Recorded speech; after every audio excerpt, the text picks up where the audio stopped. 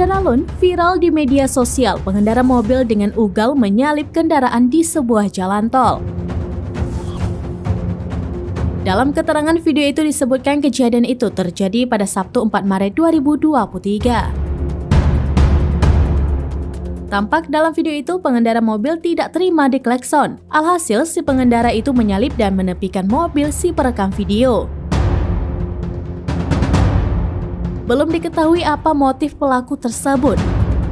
Namun dari video yang terlihat pelaku bersih tegang dengan seorang warga yang berhasil merekam kendaraan pelaku.